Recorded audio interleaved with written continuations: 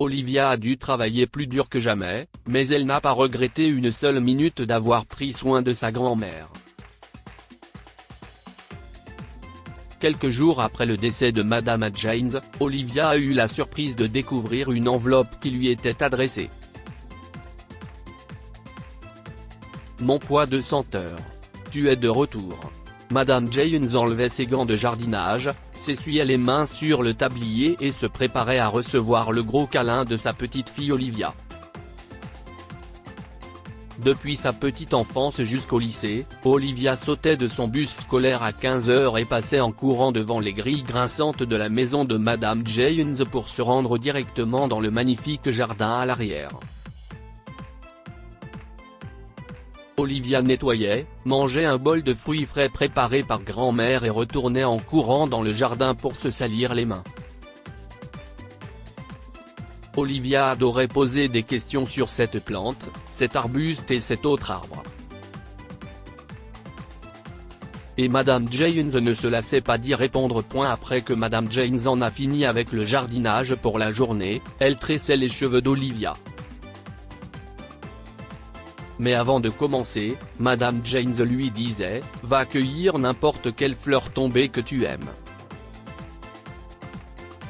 Mais attention, pas de cueillette dans les arbustes. » Olivia cueillait toujours une fleur de pois de senteur sous l'arbuste. Elle en aimait l'odeur, plus encore que celle des roses ou des gardénias.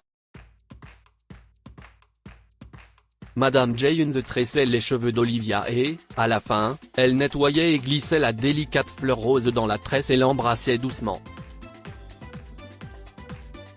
Maintenant, vas-y. Elle libérait Olivia pour qu'elle puisse jouer dans la maison. Le parfum réconfortant des pois de senteur était une source constante d'inspiration pour les après-midi de farniente et de rire que la grand-mère et la petite fille passaient ensemble. C'était il y a 2 décennies, et pourtant, lorsqu'Olivia se tenait seule dans le jardin aujourd'hui négligé, elle pouvait encore sentir le faible arôme de sa fleur préférée. Tout dans la maison avait l'air différent, mais paraissait étonnamment pareil à l'époque. Chaque mur et chaque coin avait une histoire, et chaque égratignure et tache sur les vieux meubles en bois parlait d'une mémoire qui lui était propre. Mais tout ce caractère semblait perdre de sa couleur après la mort de sa propriétaire. C'était comme si la maison savait que Madame Jaynes était décédée il y a une semaine. C'était comme si chaque chose inanimée était couchée à l'envers, bouleversée et abandonnée. Olivia est rentrée dans la maison sur la pointe des pieds, jetant un coup d'œil à sa fille Lina, âgée de 7 ans. Cette dernière était en pleine sieste. Elle regarda l'heure. Dans quelques minutes. Olivia s'attendait à ce que sa mère et sa sœur franchissent la porte pour se chamailler afin de satisfaire leur avidité. La porte d'entrée cliqua. « Il faut que je change ces serrures », pensa Olivia en entendant la porte s'ouvrir. « Olivia, ma chérie. Comment vas-tu » demanda sa mère Margaret avec un soupir exagéré de pitié. Elle retira son chapeau et commença à le poser sur la table. Une couche de poussière visible sur la table déclencha une expression de dégoût sur son visage. Margaret remit alors son chapeau en place pointue et partit en claquant la porte au milieu de la cérémonie commémorative. Tout le monde a été surpris. « Tu as aussi raté un beau discours de ta sœur. Cette fille peut vraiment émouvoir un public jusqu'aux larmes avec ses écrits. » Olivia regarda sa mère faire signe à Victoria d'intervenir dans cette conversation gênante. « Tu vas bien, Ollie ? Et où est la petite Lina ?» Olivia a failli rire en entendant sa sœur l'appeler Ollie.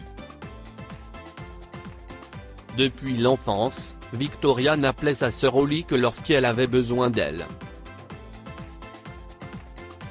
C'était tellement évident. « Je vais bien, Lina fait la sieste et je sais exactement pourquoi vous êtes là. » Cette dernière partie a choqué Margaret et Victoria.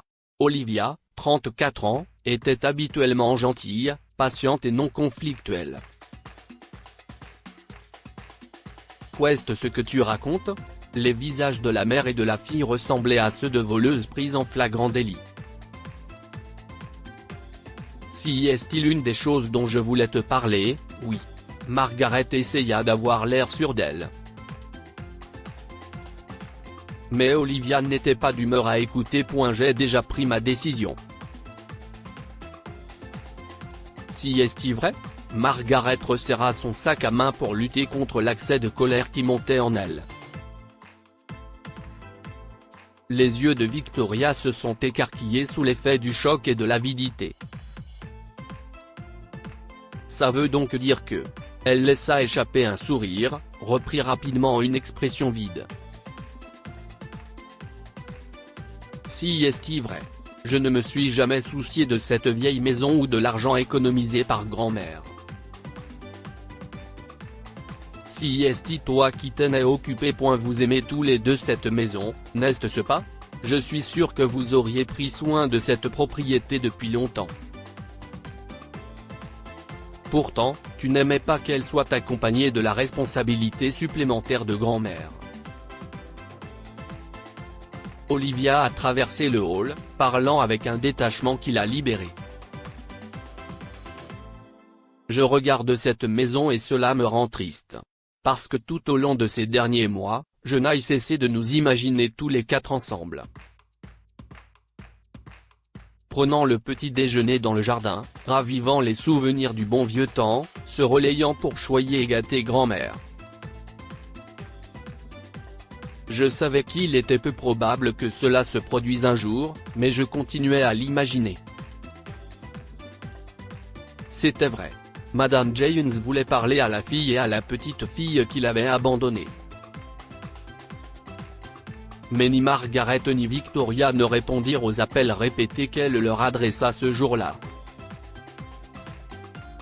La nuit, Madame Jones s'asseyait dans son lit, respirant fortement mais silencieusement, partageant le silence avec la petite fille qui était devenue tout pour elle. Si elle n'avait pas été là, je serais parti depuis longtemps. Ou pire, j'aurais vécu sans dignité dans cette maison de retraite, pensait-elle. Madame Jones se souvenait du jour où sa fille l'avait conduite de force dans ce vieil établissement miteux. « Maman, qu'attends-tu de nous ? Victoria et moi devons vivre notre propre vie. Je ne peux pas te laisser vivre avec moi, pas avec le nombre d'invités que je reçois tous les 2 jours. Je ne peux pas sacrifier mon mode de vie comme ça. Et tu ne peux pas honnêtement penser que Victoria t'accueillera. Si est une jeune femme, pour l'amour de Dieu. Elle a un petit ami qui pourrait emménager avec elle d'un jour à l'autre. Peux-tu imaginer à quel point ce serait gênant pour elle de t'avoir à la maison ? Nous ne pouvons évidemment pas te laisser vivre seule dans la vieille maison, bientôt, tu auras besoin de quelqu'un pour faire le ménage derrière toi. Sais-tu au moins combien coûte une infirmière de nos jours ? Il serait logique de t'installer dans la maison de retraite et de vendre la maison. Elle ne vaudra pas une fortune, mais je suis sûr que nous pourrons utiliser l'argent à bon escient. Et si tu penses qu'Olivia va venir t'emmener, il faut que tu te rendes à l'évidence. Elle est à l'autre bout du pays. Elle doit probablement se démener pour joindre les 2 bouts pour elle et sa fille. Elle sera loin d'avoir de quoi payer tes factures médicales. Et elle ne reviendra pas. À ce moment-là, le téléphone de Margaret sonna. Le timing de l'univers était toujours aussi impeccable. C'était Olivia. À la surprise de Margaret, Olivia revenait dans sa ville natale avec une promotion. De plus, elle était prête et enthousiaste à l'idée d'aménager chez sa grand-mère. À partir de ce jour, la vieille maison familiale de Madame Jaynes prit vie, grâce à la chaleur et à l'amour des 3 générations de femmes qui y vivaient. Olivia a travaillé plus dur que jamais. Bien qu'elle ait dû retarder son rêve d'acheter une voiture ou d'amener sa fille à Disneyland, son cœur n'était rempli que de satisfaction. Elle apercevait souvent sa grand-mère Elina en train de s'occuper de plantes, de cueillir des pois de senteurs tombés au sol et de les nouer dans les cheveux de l'une ou l'autre. Lina a tellement de chance, pensait Olivia. Et moi aussi. Olivia pleurait en pensant à la façon dont sa grand-mère l'avait soutenue pendant la période la plus sombre de sa vie. Olivia venait de donner naissance à Lina lorsqu'elle a découvert la liaison secrète de son mari avec une autre femme. Cela lui a brisé le cœur que l'homme en qui elle avait cru l'ait trahi malgré sa vie ordinaire. Et alors qu'elle était prête à réprimer sa colère et à se réconcilier pour le bien de Lina, son mari l'a quittée un matin sans lui dire au revoir. Lina n'avait que 3 semaines, et Olivia s'enfonça un peu plus dans la dépression post-partum. Elle avait envie de pleurer sur les genoux de sa mère et de se sentir réconfortée. Mais Margaret n'était pas seulement émotionnellement indisponible, elle était aussi quelque peu dédaigneuse de la douleur d'Olivia. Si tu m'avais écouté et que tu avais trouvé quelqu'un de riche à épouser, au moins tu serais resté avec une demi-fortune si le mariage échouait. Mais non, il a fallu que tu sois idiote et que tu tombes amoureuse d'un artiste bon à rien. Maintenant, tu y réfléchiras à 2 fois avant d'ignorer à nouveau mes paroles. Le cœur d'Olivia s'est alourdi de chagrin jusqu'à ce que sa grand-mère entra doucement dans sa chambre et lui parla. Ne prends pas tout cela à cœur, ma chérie. Ta mère n'est pas en position de te donner des conseils en matière de relations, laisse-moi te le dire. Tu n'es pas à moitié aussi têtu qu'elle l'était à ton âge. Si je te racontais les erreurs qu'elle a commises en son temps, tu te considérerais pratiquement comme une sainte. La grand-mère réussit à arracher un petit rire à Olivia. Olivia a regardé Lina qui dormait paisiblement et s'est effondrée. Une fois de plus, c'était sa grand-mère qui l'avait apaisée. Cela lui a brisé le cœur de quitter sa grand-mère et de déménager dans une autre ville pour son nouveau travail. Alors quand elle a eu la chance de revenir à la maison, elle l'a saisie, et le premier appel qu'elle a passé a été à sa mère. Lina et moi emménageons chez grand-mère la semaine prochaine. S'il te plaît, fais demi-tour et dépose-la à la maison. Je m'occupe du reste, avait-elle dit à Margaret. Depuis que Margaret avait déposé Madame Jaynes à la maison, Victoria et elle n'étaient passées que 2 fois. La dernière fois remontait à quelques semaines avant le décès de Madame Jaynes. Ta mère va très bien, avait-elle répondu sèchement. S'il te plaît, parle doucement. Elle dort à l'intérieur. Tu apprécies ta position de moralisateur? Victoria se joignit à la moquerie. Ça doit être amusant de se tuer à la tâche en nous regardant de haut. Écoute-moi, chérie. J'avais raison à propos de ton bon à rien d'ex-mari, et j'ai encore raison à ce sujet. Cette vieille sorcière ne te laissera rien. Fais-lui un carton et appelle la maison de retraite que je t'ai indiquée. Tu n'as même pas besoin de la déposer, ils viendront la chercher, dit Margaret à sa fille cadette. D'abord, arrête de la traiter de vieille sorcière. Et deuxièmement, je garderai le numéro de la maison de retraite. Pas pour grand-mère, mais pour le tour de quelqu'un d'autre qui va bientôt arriver.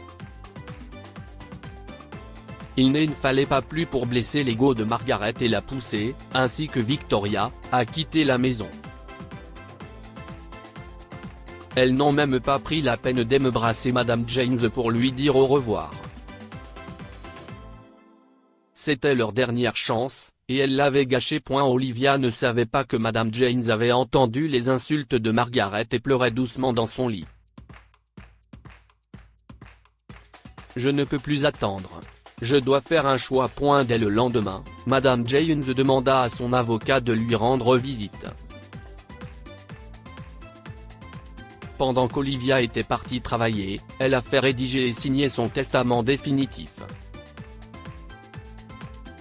Une semaine plus tard, Olivia tenait la main frêle de sa grand-mère qui s'éteignait lentement.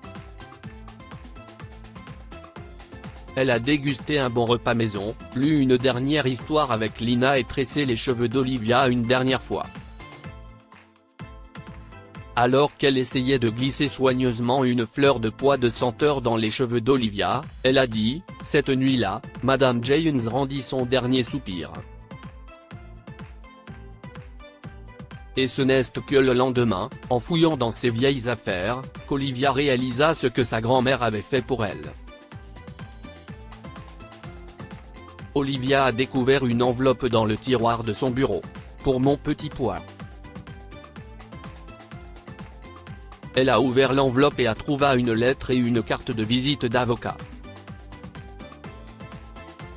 Olivia sentit une bouffée du doux parfum de sa grand-mère lorsqu'elle déplia et lut la lettre. « Mon très cher petit pois, je te laisse tout ce qu'il me reste.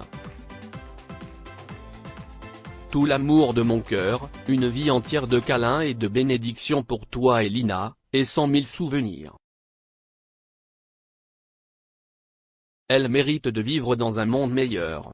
Et cette maison mérite vos 2 éclats de rire pour les années à venir.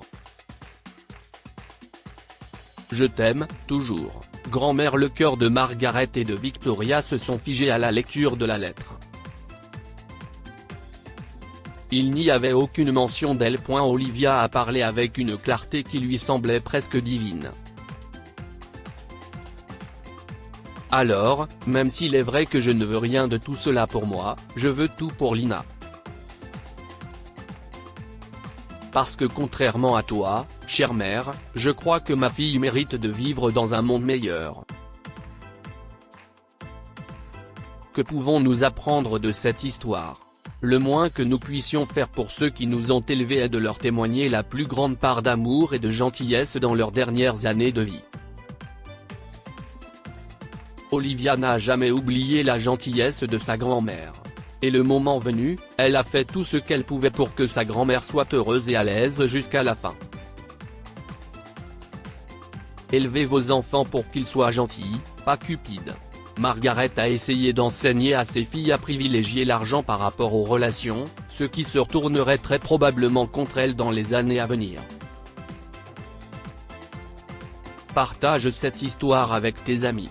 Elle pourrait égayer leur journée et les inspirer.